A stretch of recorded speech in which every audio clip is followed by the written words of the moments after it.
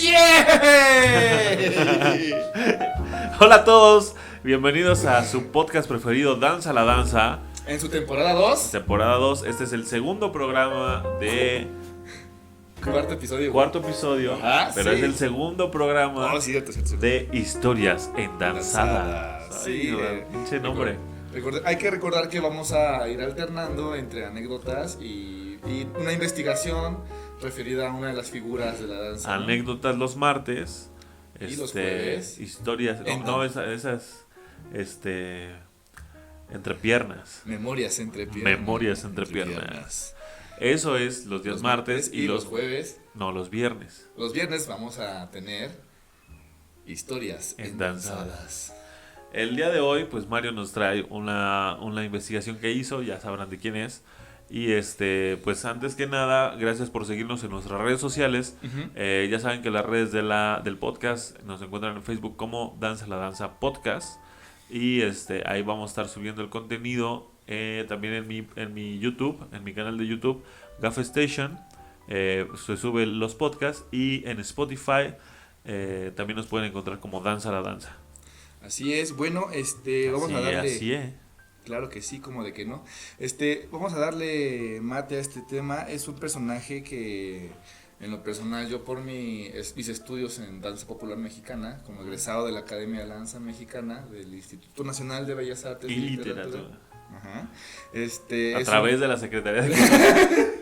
No, es un personaje que es innegable que ha marcado la historia de la danza, ¿no? A nivel folclórico, popular, bailes, en cuestión mexicana, ¿no? Entonces, voy a comenzar y nuestro personaje del día de hoy es Amalia Hernández Navarro. Adelante. Bueno, Amalia Hernández Navarro nació en la Ciudad de México el 19 de septiembre de 1917. 19 de septiembre. Ajá, el 9-11. Ay, qué temblor. 19 de septiembre, el día del temblor. El día del temblor, güey. Sí. Wow. Exactamente. ¿De qué año? De 1917, año de la promulgación. De la hace última Constitución mexicana. 103 años. Ajá.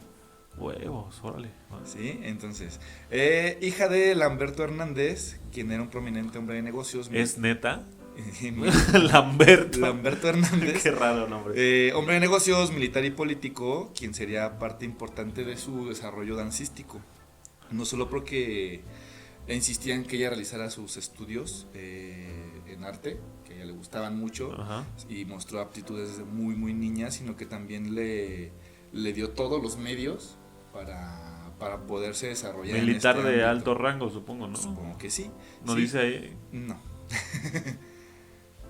No, era militar, era hombre de negocios, era político, era una persona muy influyente en ese México, ¿no?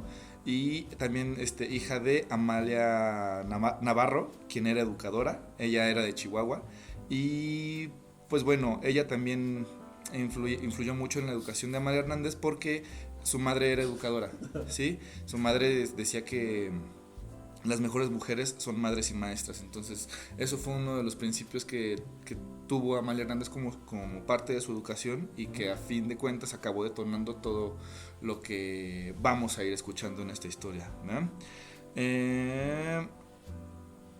Amalia Hernández ingresó a la Escuela Nacional de Maestro, sin embargo no le satisfizo esa carrera y la abandonó. La madre le ayudó a desarrollar la sensibilidad artística. ¿En la normal? En la Escuela Nacional de Maestros. ¿Esa no es la misma que la normal? Me parece que no. No estoy seguro yo, pero... sí. ¿Cuántas escuelas de maestros hay? Según yo solo es la normal, ¿no? Probablemente sí. En mi investigación yo encontré nada más archivos de registro de la Escuela Nacional de Maestros. ¿Sí? Su madre le ayudó a desarrollar la sensibilidad artística en sus 5 hijos. La mayor era Amalia. Él les enseñó a tocar la guitarra, a cantar, les enseñó sobre pintura, fomentó esas prácticas y permitió que Amalia, su hija mayor, se acercara a la danza. Pero nunca pensó su mamá que se convertiría en una profesional y a la larga en un ícono histórico de la danza mexicana, ¿no? Desde muy pequeña, cuando deseaba ser bailarina del circo a caballo, pasaba caminando hacia la escuela, hacia su escuela primaria, y el camino le quedaba Palacio de Bellas Artes, donde ella desde chiquilla pues, expresaba su deseo de bailar. Estamos hablando en la época de 1917, Venustiano Carranza. O sea, temporada de, bueno, tiempos en que se hizo la Constitución. Finales de la Revolución. Finales de la Revolución. ¿La Revolución termina en 1910?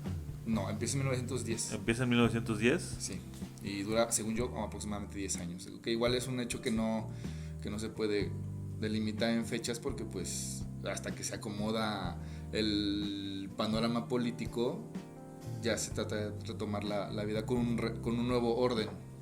Okay. Válgame la redundancia, político, ¿no? Su padre le construyó un estudio en casa, donde recibió clases privadas de importantes maestros de danza, como Luis Felipe Obregón y Amado López, de quien aprendió danza mexicana, danza española con la maestra Encarnación López, también conocida como la Argentinita, y maestras de ballet como la francesa Nelsie Dambré y el Si ruso. te llamas Encarnación, ya naces como de 122 años, ¿no, güey? O ve tú a saber qué encarnación es la que nace. O sea, tal vez sea la primera, la segunda, la tercera Encarnación. ¿Qué nombres, güey? Lamberto Encarnación. Definitivamente otro México, ¿no? Era otro México. Era otro México. Sí, tomó clases de ballet con la francesa Nelsie Dambré y con el ruso Hipólito Sivin. Cuando dejó la escuela normal, sus padres le enviaron a estudiar a San Antonio, Texas. Es la normal. ¿Sí? A San Antonio, Texas, pero también allá se acercó al ballet y no tuvieron más alternativa que aceptar. O sea, el papá le hace un estudio en su casa. Sí. Tranquilamente. Sí. Me he cansado. Tranquilamente. Te voy a hacer un estudio en tu casa. Ya está. ¡Pum! ¿No? ¡Pum! Un estudio. O sea, güey. Sí. No estamos hablando de un nivel económico promedio. No. Ni siquiera ni bajo, ni promedio, nada. No era. Sino era una posición si muy. Era una familia influyente. Muy influyente de la época. Supongo que pues, en estas ondas de la revolución y todo eso, pues al general pues, le costó sangre estar en su lugar, ¿no? Uh-huh. Es una situación muy, muy difícil. Y pues tener la facilidad de mandar a tus hijos a... Si en el 2020, bueno, en el 2020, el día de hoy no puedes mandar a tus hijos a estudiar ni a su escuela, güey.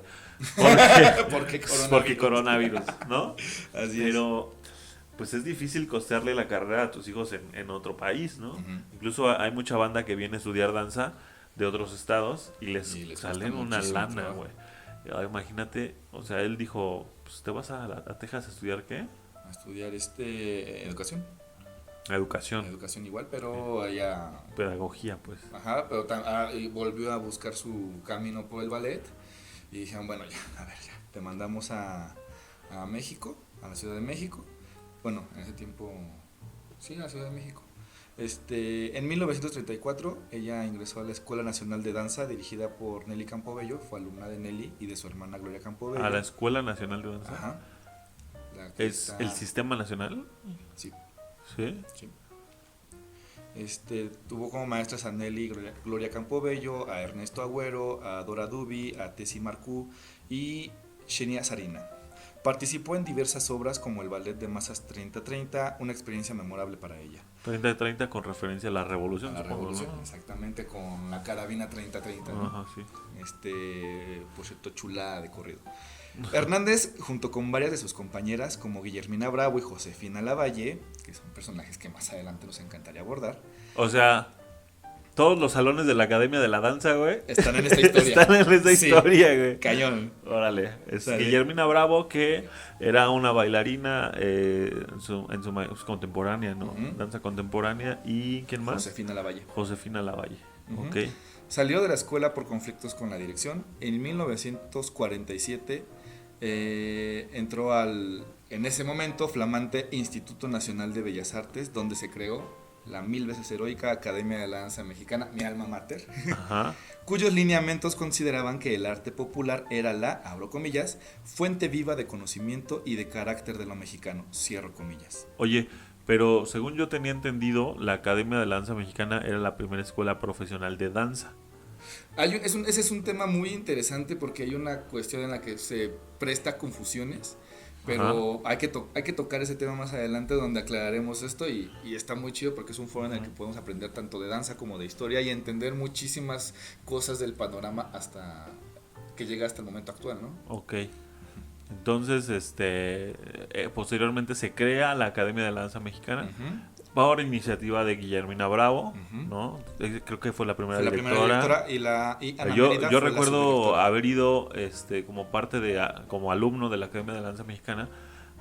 Nosotros los alumnos de la academia hicimos guardia en su funeral en Bellas Artes. Estaba su ataúd ahí en Bellas Artes y nosotros, toda la Academia de la Danza Mexicana, pasamos a pararnos ahí a hacerle guardia a la maestra Guillermina Bravo, ¿no? O sea, imagínate qué tanto puede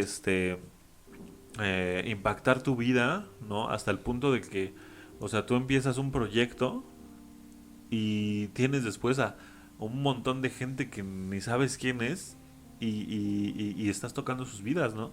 O sea, la importancia de generar proyectos, en este caso dancísticos, ¿no? En el país, pues llevaron a que hubiera, en primera, escuelas de danza profesional, ¿no?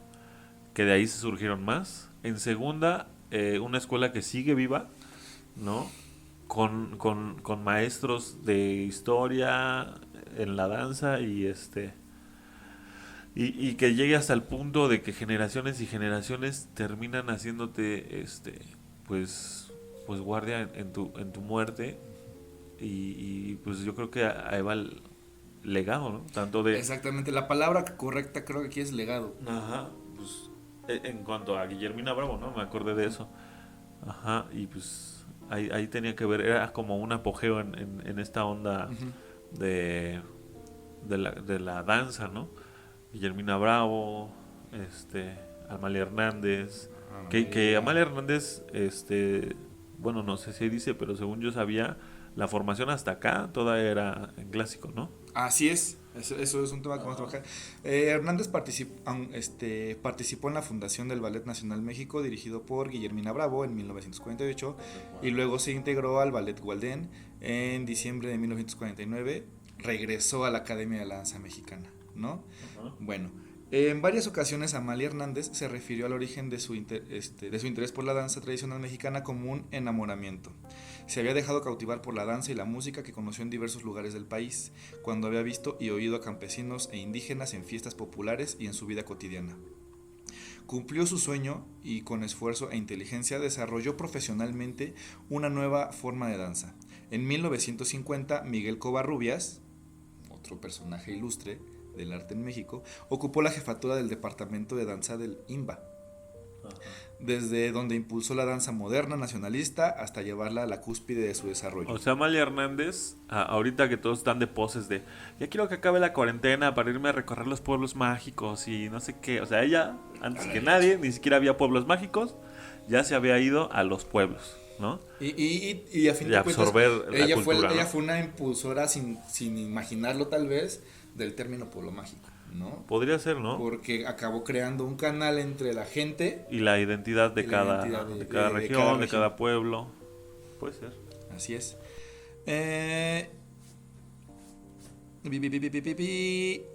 Miguel Covarrubias impulsó la danza moderna nacionalista hasta llevarla a la cúspide de su desarrollo. Para él, la danza mexicana debía seguir el mismo camino de la pintura y la música. La única manifestación que consideraba válida era la danza moderna, hasta Amalia Hernández. Este criterio limitó las aspiraciones de la maestra, quien en 1951 había pretendido crear una danza con sones antiguos de Michoacán para televisión, Tarasca, ¿no? Okay. para lo que era, me parece, Televicentro, y le dijeron que no. O sea, dijeron no queremos indígenas. No nos funciona. Tele. Ajá, no funciona. Era una propuesta innovadora para ese momento y no les mostraba interés, no les parecía viable, loable y productivo, entonces le dijeron muchas gracias. Ella entonces retiró su proyecto de la Academia de Danza Mexicana y buscó sus propios espacios y tuvo el valor de mantener compañías independientes que le permitieron trabajar con estabilidad. Con todo y los problemas económicos y de organización que esto implicaba, paralelamente a su trabajo con la Academia de Danza Mexicana, Amalia había seguido colaborando con Gualdín. Una vez separada del IMBA, promovió la creación del Ballet Moderno de México, por sus siglas BMM, para más adelante como referencia, y se encargó de financiarlo, pero... O sea, ella con su lanita. Ajá. ¿Sale? En marzo de 1952, el BMM se presentó en el Palacio de Bellas Artes y Hernández estrenó una de sus obras que han permanecido más tiempo en el repertorio mexicano. El que Televisa un día le dijo que no, ese mismo fue el que estrenó, Sones Michoacanos. ¿En dónde lo estrenó? En el Palacio de Bellas Artes. Ah, ok. Ajá, o sea, donde no te hacen caso, aquí está, ¿no? Pues sí, a tocar puertas. Ajá, es como la historia esta de que Netflix le propuso a Blockbuster su proyecto. Ajá. Y Blockbuster dijo que no, y en este momento Blockbuster ya no existe. Pero tampoco es como que le haya ido muy mal a Centro, ¿no? No, pero tal vez han de haber dicho, chale, ¿por qué le dijimos que no? No creo, porque según yo sé, posteriormente hubo muchísimas colaboraciones en televisión. Claro. O sea, mucha de la danza que aparece tanto en cine como en televisión, pues era el Ballet Folclórico de México, ¿no? Así es. Entonces, digamos que no hubo así como un divorcio, ni tampoco Simplemente le dijeron, aquí no por ahora. Ajá, ¿no? Y se desarrolló por otro lado. Sones Michoacanos, que era su idea original, y la obra recibió muy buenas críticas. En 1954, el BMM desapareció, pero Amalia siguió trabajando con otro grupo, el Ballet de México, que había fundado de manera simultánea en 1952. Estaba constituido por 8 bailarinas y trabajaba en la única televisora mexicana. Ahora sí, Televicentro. Y sus giras por el país eran patrocinadas por la Dirección General de Turismo de la Secretaría de Gobernación. Sones Antiguos de Michoacán, la primera obra inspirada en el folclore y desarrollada de forma teatral, bailada por el Ballet de México y el BMM.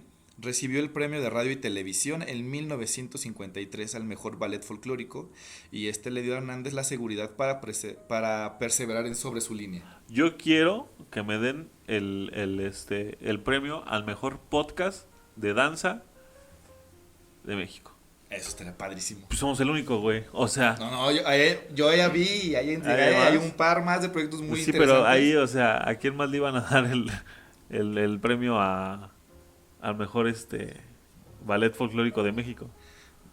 Pues sí. Pues era el único, güey. O sea, yo quiero el premio al mejor podcast de México, conducido por Gabriel y por Mario. Ah, ese está chingón. A huevo. Hemos recibido el tacno de los podcasts de danza. En 1959 nació el Ballet Folclórico de México. Ajá. Cuando Amalia Hernández, ¿Perdón, en qué? En 1959. 59, o sea que 100 años cumplió el año pasado, ¿no? Ajá. Y ahora va por el 101. Así es. Sí, recuerdo los festejos, sí. Cuando Amalia Hernández cambió el nombre de su grupo, fortaleció su trabajo, conjuntando esfuerzos con Felipe Segura y su compañía de danza clásica, el Ballet de Concierto de México. O sea, aquí se nota que, o sea, no se fue sola. Ella se dio cuenta que tenía que trabajar con más personas, con más proyectos, y no solamente tener ese proyecto, ¿no? Tenía más velitas aquí hay algo que no me está cuadrando. Ajá. Porque la Academia de la Danza Mexicana festejó hace pocos años su 75, ¿no? O 70.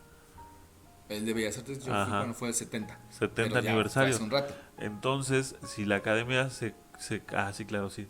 No, porque es más viejo el Ballet Folclórico de México. No, o sea, primero fue el Ballet Folclórico de México y luego la Academia de la Danza. Yo creo que esa información la tendremos cuando veamos todo en cuestión a Bellas Artes y sus escuelas. Es un tema también bastante choncho que me tocó estudiarlo cuando estuve en la escuela, y también me generó un par de dudas ahí, ¿no? Ok, pero hasta este punto, pues la Academia es más joven que el Ballet Folclórico de México. Uh-huh. Sí, porque, o sea, ellos sí celebraron 100 años el año pasado, y la Academia celebró 70 años en Bellas Artes. Uh-huh. Bueno, Amalia Hernández viajó a Chicago para participar en el Festival de las Américas, donde obtuvo el reconocimiento del público y la crítica. Incluso la revista Life le dedicó su portada. Ajá. Okay. También entonces el nuevo director del IMBA, Celestino Gorostiza, le propuso a Hernández presentarse. Celestino. Yeah. O sea, ya no quiero decir nada de los nombres, güey, pero si te llamas Celestino, güey. Uh-huh. Está chido, güey. A mí sí me late. O sea, ¿le pondrías a tu hijo Celestino? No. Entonces, Tal vez como un nombre artístico lo aceptaría, pero yo ponerle a mi hijo no, porque pues no voy a decidir por él y un nombre Azulino. azulino, rojino. Venga. Dale. Celestino Gorostiza le propuso a Hernández presentarse todos los domingos a las 9 de la mañana en el Palacio de Bellas Artes, el horario en que se exhibía la cortina de cristal Tiffany. O sea, desde entonces empezó la maldición de todos los días. Bueno, desde entonces se abrió la temporada de todos los domingos. Función. Presentaba muy bien su proyecto y se supo conectar. Sí. O fortalecer sus influencias familiares, ¿no? Sobre todo tener la preparación y estar en el momento correcto, ¿no? O sea, esa es si una de las tienes cosas la más preparación y la visión y sobre todo pues sabes manejar tus cartas, ¿no? Pues se dan los proyectos, ¿no? Pero muchas veces también si quieres hacer muchas cosas y no estás preparado, pues te quedas ahí, sí, en la loma, chiflando. aunque no le fue tan bien al principio, el público no asistía. Después se convirtió en un éxito de taquilla, especialmente por la aceptación de adivina quién. ¿La aceptación? Adivina quién qué sector del público era la mayoría. Pues El turismo.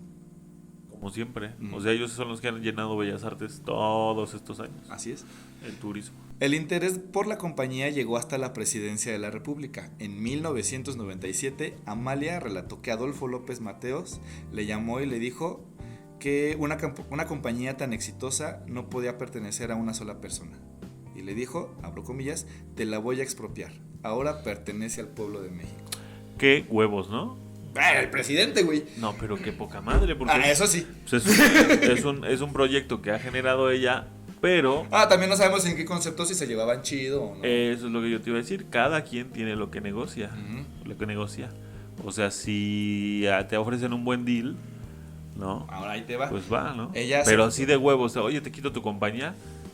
Chingate madre, ¿no? O sea, bueno, si de por sí ahorita, no. 2020, los derechos de autor se los pasan por los huevos, ¿no? Ajá. O sea, derechos de autor es muy difícil que la gente creativa en México respete los lineamientos de derechos de autor y es muy difícil que la gente que es creativa pueda generar esos derechos para que sea el patrimonio de su vida y pueda seguir generando ganancias con el simple hecho de haber creado un producto o una creación artística. Yo lo he dicho, ¿no? En Estados Unidos, por ejemplo, alguien que crea una escenografía o un diseño de iluminación en Broadway sigue ganando de él. O sea, si el Rey León se presenta en Broadway, en España, en México, en Inglaterra, se le sigue pagando por derechos de autor al trabajo que hizo una vez el diseñador, ¿no? Porque hay buenos lineamientos de derechos de autor. O sea, que de huevos el gobierno te quiera quitar tu creación, ¿no? Y decir, ahora es de México y de los mexicanos, oye, no mames, ¿no? Ahora ella aceptó, Pues sí. porque vio una buena ventana, una buena Que no le fue oportunidad mal para de conocer. nada, ¿no? O sea, ahí a partir de ahí yo supongo que tuvo todo el apoyo, Obviamente. ¿no? Porque Pero también puso sus condiciones. para generar una compañía de ese tamaño necesitas todo el apoyo y justamente te lo puede dar solamente El gobierno. el país. Sí, ella aceptó, obviamente puso sus condiciones para evitar perder el control sobre su compañía, que por un tiempo perteneció a Limba. A su llegada al Palacio de Bellas Artes, Hernández hizo cambios a sus cuadros, a sus montajes, porque ella consideraba que el Palacio de Bellas Artes era, bueno, que su programa ahora era un teatro para ópera. Ok. O sea, lo transformó a manera de una Bueno, ya narrativa tengo de ópera. un lugar que va a estar establecido, órale. Sí, bueno, sí, ok. Pongo sí, mis ok. condiciones y yo también lo transformo para que esto Sí, ya no era nada más presentarlo de Michoacán, ya Tenía empezó a que desarrollar ser más cosas. más ¿sí? desarrollado. Amplió su espectáculo espectacular, Espectacular. y la compañía se lanzó a un intenso trabajo para dar funciones permanentes en Palacio de Bellas Artes. En 1960, como dato, dio 104 funciones. 1960, perdón, dio 104 funciones. En 1960 dio 104 Ajá, funciones. pues ahí en ese año nada más, ya nos restamos en 97, ya obviamente se fueron sumando más presentaciones. Y el actuar de numerosos actos oficiales, presidenciales. Sí, para recibimientos. todo Sí, ya lo tenían que se chamba le para todo. ofrezca al gobierno, pues ahí estaba el ballet folclórico, ¿no? Lo chido, vamos a verlo más adelante, es que Ajá. había Pues sí. para bailarines, cosa dificilísima aquí en México. Pues sí, es de las pocas compañías que pueden mantener una nómina Ajá. grande, ¿no? ¿Cuántos bailarines Y en ese es escena un hecho por de verdad función? insólito y en la danza para esos tiempos y que se sigue manteniendo. Y es una aspiración a todas las compañías que creamos los artistas en la actualidad, ¿no? En 1961 tuvo un año muy activo en la compañía, participó en el Festival del Teatro de las Naciones de París, donde compitió con 36 espectáculos de todo el mundo y recibió el primer lugar, lo que significó el lanzamiento internacional de Amalia Hernández y el Ballet Folclórico Mexicano, con las siguientes atractivas ofertas de empresarios y de varios países. Sin embargo, inició la polémica sobre su valor artístico, ¿sí? Se le llegó a considerar un espectáculo folclórico superdotado y también decía que era todo menos el reflejo de la tradición mexicana. Pero digamos, si lo ponemos un poquito en contexto y tomando en cuenta, pues de que va terminando una revolución, ¿no? Que pues México se va constituyendo apenas como nación, ¿no? Y yo supongo que estos eventos culturales en Europa, por lo menos Asia, pues ya tenían un rato, ¿no? Eh, es, supongo yo, lo nuevo, la propuesta nueva del otro continente, ¿no? ¿Qué Ahora, tiene el otro continente? Y pues sí, es wow. Ahora, pues también, pues no puedes llevar al carnaval, ¿no?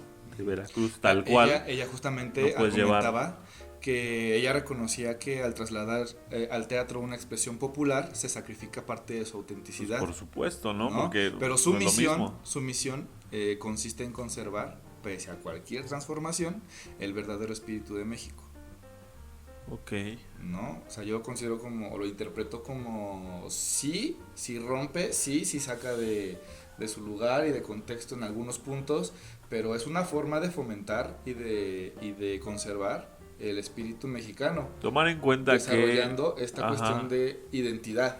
Sí, tomar en cuenta que la mayoría de las danzas son de adoración, ¿no? En México, Uh-huh. que son religiosas y que son o de cultivo, ¿no? Uh-huh. Pues ninguna de ellas tiene esta cuestión de exhibición, ¿no? Ajá, Como en Europa ya se utilizaba el ballet clásico, ¿no? así es. Eh, Que es un sí, tema que platicamos en el último episodio de la ajá, primera temporada. exactamente, pues teniendo ya el ballet clásico como base, pues te agarras de esa técnica para empezar a hacer una creación, ¿no? Y eso es lo que pasó, o sea, Uh-huh. el ballet folclórico de México es un ballet, Uh-huh. ¿no? O sea, están haciendo el cuadro de Michoacán y tú ves la pierna súper estirada hasta arriba, ¿no? Espalditas, Sí, sí, bracitos, sí. cuellitos. Mucho, ¿Sí? mucho trabajo de danza clásica. Ahora, para estos momentos, Amalia Hernández estaba así de chamba, ¿no? Por lo tanto, formó la segunda compañía del ballet folclórico, que lo dirigió su hija, Norma López. Ella permanecería en el Palacio de Bellas Artes y a partir de entonces el Ballet Folclórico de México ha sido de presencia obligada en todos los actos oficiales del país y el extranjero, en visitas de presidentes, reyes, ministros y embajadores a México, además de mantenerse en los foros y festivales más importantes del mundo. Asimismo, se convirtió en prototipo de las compañías de danza folclórica en el país y el modelo de todos los grupos de ese género. Su estabilidad ha dado seguridad económica a muchos bailarines, coreógrafos, directores, técnicos, maestros, que lo han conformado ya por más de un centenario, ¿no? Además, ha sido un espacio de desarrollo para muchos artistas a quienes Amalia Hernández siempre apoyó. No paraste. De manera generosa y quienes a su vez han enriquecido la compañía. Se dice mucho que Amalia dio entrada a muchos coreógrafos extranjeros y técnicas contemporáneas, ¿no? O sea que si bien Amalia trabajó la parte folclórica, también dio paso a que se desarrollara la danza contemporánea en México, ¿no? Sí, nunca lo dejó de lado. Ella jamás se divorció de la danza moderna, de la danza contemporánea y del ballet. Ajá. ¿No? ¿Y quién más iba a poder pagarle su vuelo a los maestros, su estadía, su comida y sus clases para que viniera pues grandes exponentes en su tiempo de las técnicas modernas, ¿no? Sí, ahora también, por ejemplo, la estabilidad laboral y económica que ofrece el Ballet Folclórico de México no fue cosa fácil, ¿no? Se cuenta que también las estrategias económicas de Amalia Hernández se veían desde empeñar joyas, empeñar el Cadillac de su papá, firmar contratos con empresarios, con los O empresarios sea, más importantes. además de tener los apoyos del gobierno, todavía tenía que meterle de su lana. Ajá. Sí, o sea, Puta, es un dineral, pero cabrón. cañón, ¿no? Firmaba contratos con los empresarios más importantes del mundo para mantener activa la compañía y con producciones de la más alta calidad. Siempre lo hizo defendiendo su autonomía. O sea, Sí, órale, sí, sí, apóyame, pero es mío, yo hago, güey. pero sigue siendo mío, sigue siendo todo No, de y mi además se creación mantiene y yo su lo sigo nombre. dirigiendo, yo tomo las decisiones aquí. Ajá, es Ballet Folclórico de México de Amalia De Amalia Hernández. O Hernández. sea, hasta el día de hoy sigue su nombre ahí puesto. Ahora vamos a la parte en la que se consolidó y empezó a hacer propuestas, ¿no? En 1968, Amalia Hernández emprendió una gran aventura, ya que con la creación de dos nuevas compañías, como el Ballet de los Cinco Continentes, donde trabajaron coreógrafos provenientes de diversos países elegidos, y el Ballet de las Américas, con obras creadas por coreógrafos mexicanos después de haber viajado para estudiar y recopilar las danzas en los países de origen. O sea, aquí Ajá. viene esta onda que decías de en otros continentes hay otras cosas, me interesa saber cómo lo están haciendo, cómo llegaron ahí y qué me sirve. Ujú. Se los traje, nos mandó, investigaron, estudiaron, se los trajo, vamos a ponerlo en práctica. Pero, o sea, el Ballet Folclórico de México presentaba danzas de otros países entonces. Me parece que sí, Órale, va. ¿sí? Con estos dos proyectos, Amalia aglutinó a un número importante de artistas de la danza y otras disciplinas, lo que trajo un auge importante a la danza folclórica y fortaleció el prestigio de la directora. Su trabajo fue reconocido por público, crítica y funcionarios mexicanos, y también muy bien aceptado internacionalmente, ¿no? El propio Igor Stravinsky declaró después de asistir a una función del Ballet de las Américas en el Music Center de Los Ángeles que era una cosa maravillosa. Ahora, si te llamas Igor. Ah, no es cierto. No, ese es Stravinsky, güey. Son Nos Stravinsky. va a jalar las patas. ¿Sí? En 1968, Amalia Hernández inauguró su nueva escuela y teatro, que ha dotado de cuadros al Está Ballet Folclórico Mexicano, que está en el atrás centro de la ciudad. Ajá. atrás de Y Blanquita, ¿no? formando a cientos de bailarines y que ha desarrollado en lo profesional a numerosas compañías y escuelas. Gustavo Díaz Ordaz fue el encargado de inaugurar el impresionante edificio, diseñado por Agustín Hernández. Asimismo, le pidió un pelotón de militares. No pasó ahí. ¿No? De una vez, dice, de una vez antes de que empiecen de pederos estos bailarines. No, en caliente. No será Porfirio. Sí. El edificio lo inauguró Gustavo Díaz Ordaz y fue diseñado por Agustín Hernández, hermano de Amalia. Ok. Y construido a mitad del camino entre, en ese entonces, el Teatro Margo, ahora Blanquita, próximamente un estacionamiento. ¿Va a ser estacionamiento sí. Blanquita? No mames. Ajá. Y está entre Blanquita y el Palacio de Bellas Artes, de modo que sus bailarines y estudiantes pudieran elegir libremente qué rumbo agarraban. O sea, lo hizo simbólico la ubicación de su escuela. La ubicación es que, bueno, el centro es muy difícil de controlar, ¿no? Ujú. Porque pues como se maneja mucho comercio, no deja de haber pues mucho pues banda difícil, ¿no? El barrio Ajá. es muy No, y difícil, justo pero esa parte, en ese sector hay mucho tráfico de gente ajá. porque ahora son bases de los camiones Sí, que de van al norte. comerciantes. Los comerciantes vienen de cualquier lugar del Sí, país. justo en esa calle que donde Llegan, está la escuela, compran, se abastecen, lo suben todos sobre el eje del camión central y está el mismo día se van. está eso. Ajá. Sí, lo sé, pero lo que iba a decir es que pues el centro de la ciudad es precisamente eso, ¿no? El centro, donde se sucedían todas las cosas, siguen sucediendo muchas cosas, pero en especial esa área ha sido muy descuidada. Últimamente, pues ya ves que en todos lados pusieron banquetas y todo, y la escuela está teniendo muchos remodelaciones, está muy padre, el mismo teatro que mencionas, yo acabo de iluminar ahí hace poco y pues wow, tienen todavía dimmers de los de parece pinche barco el Titanic, güey. Tú tienes que hacer ¡ja! Ok, yo he visto esos dimmers en otros teatros pero los tienen arrumbados, güey. No, ahí están funcionando. Entonces apenas en estos días se están cambiando por LEDs, por otro tipo de controlador de consola. Pero pues digamos que es una inversión que se hizo en su momento. Estás hablando de 1930 y algo. Y y lo importante que 1968. ya en el 68 fue la escuela, ok. La importancia es que esos proyectos siguen en pie, ¿no? Así es. Órale, Sí. qué padre. Aunque los proyectos artísticos centrales de Amalia Hernández eran su escuela y su compañía, mostró gran interés por otras manifestaciones y las apoyó. Contribuyó de manera generosa a la formación de muchos bailarines, maestros y coreógrafos de la danza mexicana, además de acercarse a grupos y artistas invitados a participar con ella. En los años 70 creó 3 escuelas de danza folclórica, de danza contemporánea y de danza clásica, así como 3 grupos artísticos que sirvieron como espacio de experimentación y creación. En el área de la danza folclórica se formó el grupo experimental del Ballet Folclórico de México, dirigido por el maestro Tizoc Fuentes. En el de la danza clásica, en 1969 se creó el Ballet Clásico, dirigido por Nelly Japep, que fue su maestro, ¿no? También. Y maestra, perdón, que planteó innovadoras propuestas dentro de su especialidad. En esa compañía trabajaron con numerosos coreógrafos como Job Sanders, Michael Uzoff, Roseira Marenco, Nelly Japep, John Philly, Gloria Contreras y Nelsie Dambré, entre otros, ¿no? Okay.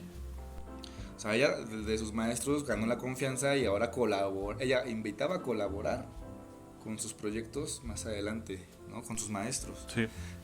Si te das cuenta, o sea, no estamos muy lejos en Lo que pasa es que en esta década, bueno, en estos tiempos, es más visible la importancia de la colaboración, ¿no? O sea, si tú ves que tu influencer favorito está colaborando con otro influencer y entonces hacen otro proyecto y ese proyecto genera otras cosas que llaman a otra persona, que también van alimentando los proyectos y van creciendo, yo no sé en qué vayan a terminar. Porque pues a simple vista pues se ven unos peleles en este punto, ¿no? Pero las colaboraciones pues van ayudando, ¿no? Al crecimiento de los proyectos. Y en ese entonces pues estaba ella buscando eso, ¿no? Sí. Ahora, en la Escuela de Danza Contemporánea, además de los maestros mexicanos, Hernández le dio espacio a las escuelas norteamericanas alternativas a la técnica Graham. Que era predominante para esos tiempos. Limón, Horton. Programó cursos de técnica Nicolais, impartidos por bailarines y maestros de las compañías de Alwyn Nicolais y Louis Murray de Nueva York. Murray. Los que trajeron una oxigenación frente al dominio de la técnica oficial, ¿no? Al mismo tiempo becó a numerosos bailarines y coreógrafos mexicanos para que estudiaran en Nueva York. O sea, no nada más se los traía, sino que ahora te mando, y empezó a hacer retroalimentación en todo, y generó un sistema. Fíjate que, o sea, te das cuenta que es una persona comprometida con su quehacer dancístico, ¿no? O sea, sí realmente, o sea, muchos pueden decir, pues tenía el apoyo del gobierno, pues la tuvo fácil, su papá, pues no, o sea, es estar buscando, es estar arriesgando desde su trinchera, ¿no? A lo mejor tu trinchera es con menos recursos, ¿no? Igual puedes crecer, pero ella, o sea, teniendo tanto, o sea, buscó más, ¿no? Eso está muy padre. Todos estos coreógrafos, además del espacio y el sueldo, tenían total libertad para experimentar. El Ballet Folclórico de México se convirtió para ellos en la corte de los milagros. Además, en los años 70 creó un proyecto de apoyo y difusión a grupos y artistas de todas las disciplinas, que incluía cursos, conferencias y presentaciones, en los que participaron entre otros Waldin, Bodil Jenkel. ¿Waldin? Waldin. Waldin. Bodil Jenkel, la compañía de Louis Murray, la de Alwyn Nicolais y grupos de danza folclórica de diversas universidades del país. En la actualidad, los grupos experimentales citados han desaparecido, pero la escuela permanece y aún es centro importante de formación de bailarines. Además de que sigue programando maestros extranjeros para impartir diversas técnicas. En respuesta al apoyo y la generosidad de Amalia Hernández, varios artistas le hicieron reconocimientos, como el homenaje que le rindieron los compositores contemporáneos en enero de 1979 en el quinto Festival Hispano-Mexicano de Música Contemporánea, ante la presencia del entonces presidente José López Portillo. A pesar de los conflictos y las críticas, Amalia Hernández y el ballet folclórico han alcanzado un lugar privilegiado en el mundo entero, en la única compañía mexicana que había logrado internacionalizarse y viajar a casi todos los países como embajadora oficial. Su permanencia se debe a Hernández,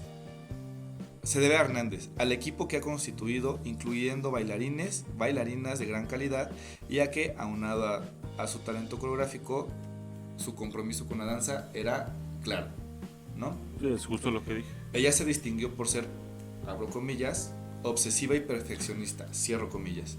Las más de 70 obras que creó siguieron en el mismo proceso, incluyendo las coreografías de las óperas La Traviata para el National Arts Center de Ottawa y Moctezuma para la Compañía de Ópera de Boston. Okay.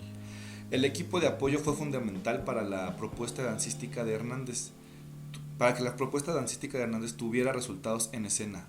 Consciente de ello, se rodeó de las personas indicadas para alcanzar una enorme calidad en la producción de cada obra. Además de la coreografía, puso gran cuidado en la música, los diseños y en la practicidad del vestuario y escenografía. La compañía es autosuficiente en todos los aspectos técnicos y contaba ya con una infraestructura de varias toneladas de equipo.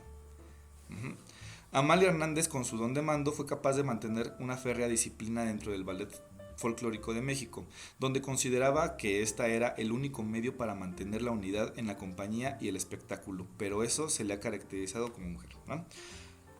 De ahí que la compañía sea una de las pocas que sobrevive en el ámbito internacional desde la década de los 50, sigue presentándose en largas temporadas en los foros más importantes. Su impacto fue tal que con meses de anticipación se vendían localidades hasta la fecha, ¿no? Pero llegó a bueno, ahorita no, pero llegó a lugares como el Royal Drury Lane Theatre de Londres, el Metropolitan Opera House, Carnegie Hall, Carnegie Hall, Carnegie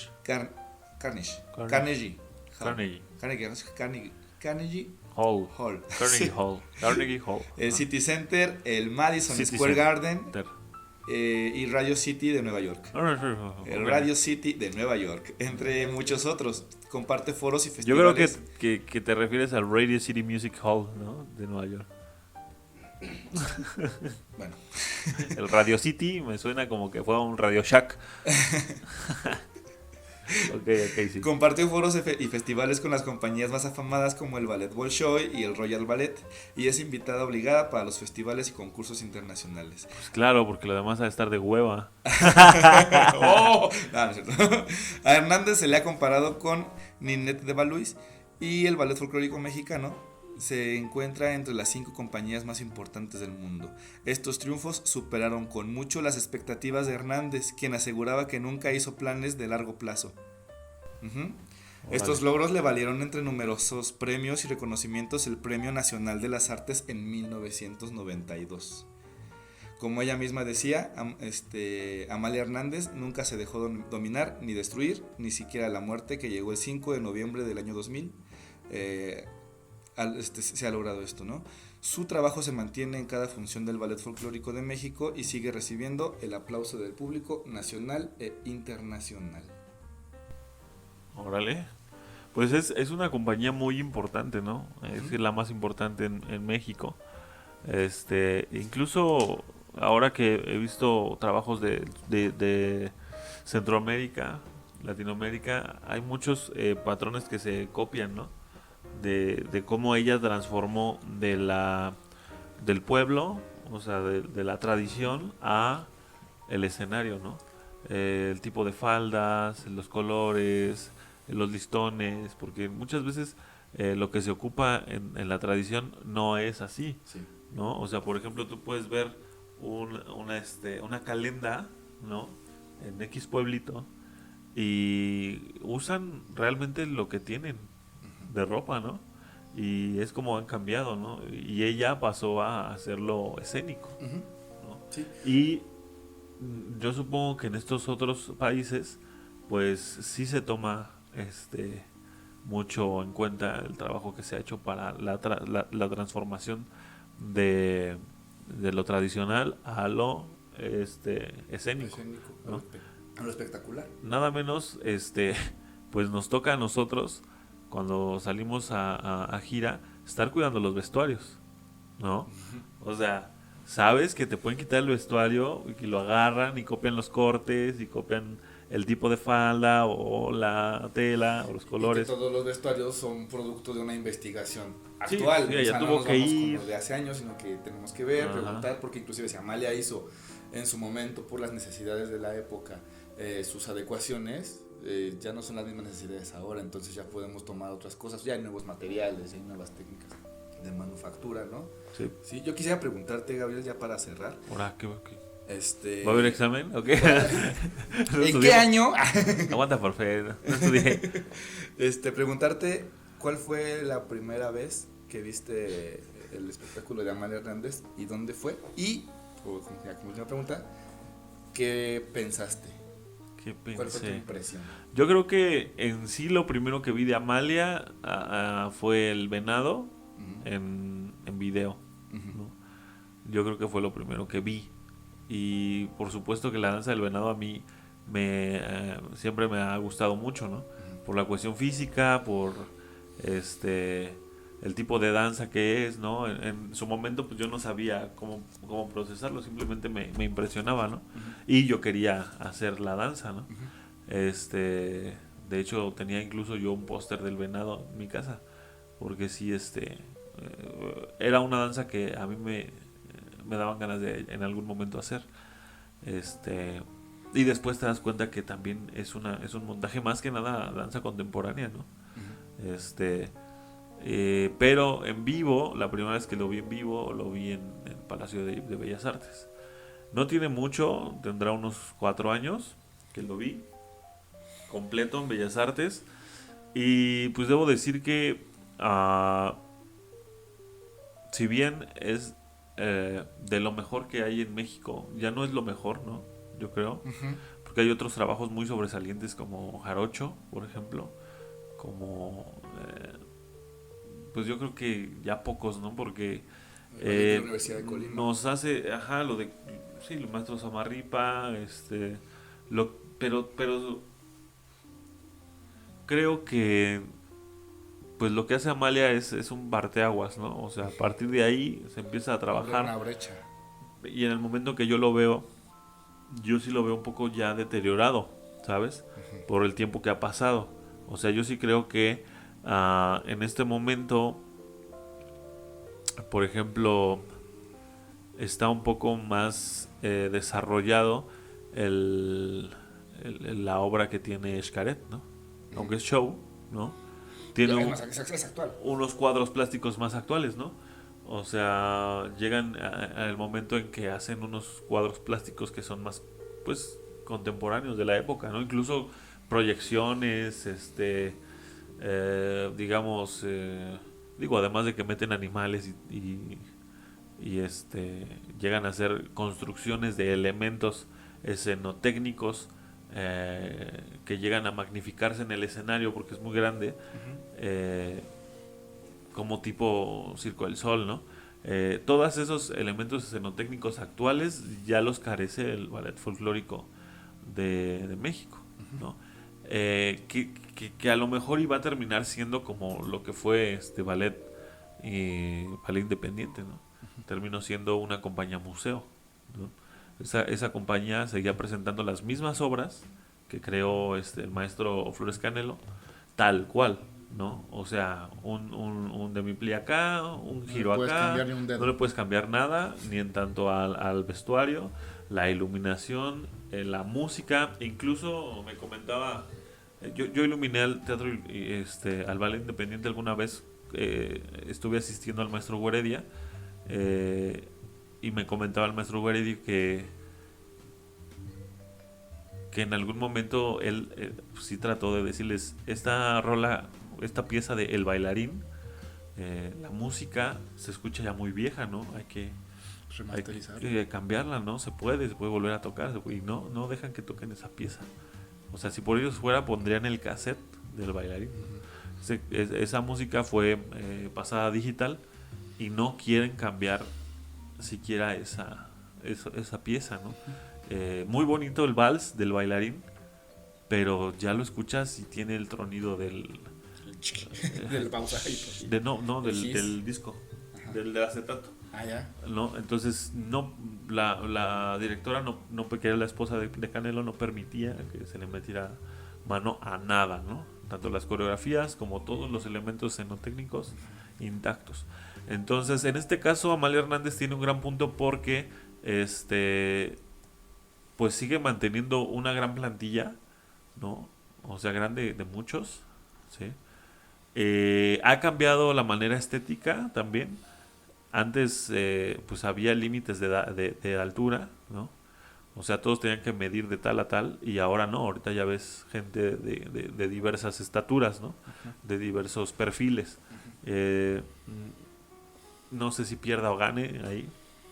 No, el tiempo lo dirá, yo creo. Pues sí, la danza en sí, pues no está, no debería de estar supeditada a algún perfil, ¿no? Pero si la obra lo requiere, o sea, si la obra se va a mantener así, entonces a mí sí me gustaría verlo como tendría que ser, ¿no? Ahora bien, es un gran mérito mantener esa gran plantilla, porque no solo son bailarines, son técnicos, son músicos que han vivido de el ballet. O sea, hay músicos que tocaban hace 20 años que siguen tocando las mismas piezas viernes, sábado y domingo, ¿no? O sea, o los días que haya función. Y músicos que conocieron el mundo músicos y bailarines que conocieron el mundo gracias al Ballet Folclórico de México, ¿no? O sea, si tienen experiencias de viajar por el mundo, ha sido por la compañía, ¿no? Y la compañía les ha dado sustento, viaje, experiencias, ¿no? Y me parece a mí sobresaliente. Me parece que de ninguna manera es equiparable con el trabajo que hacen las demás compañías, pero pues habría que tomar una decisión de o mejorar el espectáculo a manera de hacerlo más digerible para las nuevas generaciones, o en su defecto mantenerlo tal cual debería de ser, ¿no? O tal cual la creadora, la maestra Amalia Hernández, lo decidió, porque pues tú no le cambias la modelo a la Mona Lisa, ¿no? O sea, la Mona Lisa es la misma siempre, ¿no? Y quieres ver a la Gioconda siempre, ¿no? Entonces, estamos muy atrasados en la danza, en tanto a la preservación de las obras, en tanto a los derechos de las obras, y también al sustento de las compañías, ¿no? Entonces es difícil avanzarlo, pero pues yo creo que en algún momento se tendrá que avanzar, ¿no? Pues sí, creo que a fin de cuentas el tiempo va a ser el que va a acabar diciendo que fue lo correcto, que no, porque pues ya no existe el hubiera, y pues no somos quienes decidimos sobre eso, ¿no? A pesar de ser el público quien decide todo eso, ya es el director, el coreógrafo, sí, ¿no? Pero te digo, el tiempo lo dirá. ¿Nos podrías decir cuál fue tu fuente? Claro que sí, toda esta información la saqué del artículo Amalia Hernández, Audacia y Fuerza Creativa, de Margarita Tortajada Quirós. La maestra Tortajada. Ajá, un excelente artículo, se los recomiendo que lo lean. Y pues agradecer a las personas que también ahí me orientaron con algunos detalles. Y pues nada más, ¿no? Mi hermano, gracias por escuchar mi misa. Si siguen ahí escuchándolos, gracias por esperarse hasta el final. Esto fue un episodio más de Danza la Danza en su sección. A ver cómo era la sección, güey. No sé, tengo mucha información de la cabeza. Historias endanzadas. Historias endanzadas. Pues muchas gracias. Gracias. Nos vemos la próxima semana. Síganos en nuestras redes sociales, la página de Facebook, Danza la Danza Podcast. El canal de YouTube es Gafe Station. Ahí van a encontrar todo nuestro contenido de podcast. Y también síganme en mi Instagram, Gabriel García, Gafe Station. A mí me pueden seguir en Instagram como kenny.lopezperez, Kenny con K, N-Y, y también que nos busquen en Danza la Danza en Spotify. Ajá, Danza la Danza en Spotify. Si no lo quieres ver, si no nos quieres ver nuestras hermosas caras, puedes escucharnos solamente nuestras Ahorita hermosas perfecto voces. para cuando hagas que hacer. Ajá, que tú qué hacer, que tú... Que tú lavas la ropa. No digamos que ahorita que... Bueno, a lo mejor, si tú me estás escuchando en el futuro y ya se acabó el coronavirus, yo no sé si sigo vivo, güey. Pero pues ya a lo mejor ya me estás escuchando en el metro, ya me estás escuchando caminando. Oye, qué padre que llegaste a este punto de la vida, que estás libre. Gracias a ti, escucha. Por mantener mi legado. Mantenerme vivo. Gracias a la producción, este podcast está producido por MX Foto y Video. Foto y Video. Y gracias al productor en este momento es Jorge Salazar. Jorge. Gracias. Nos vemos en la próxima Historia Endanzada. ¡Pum!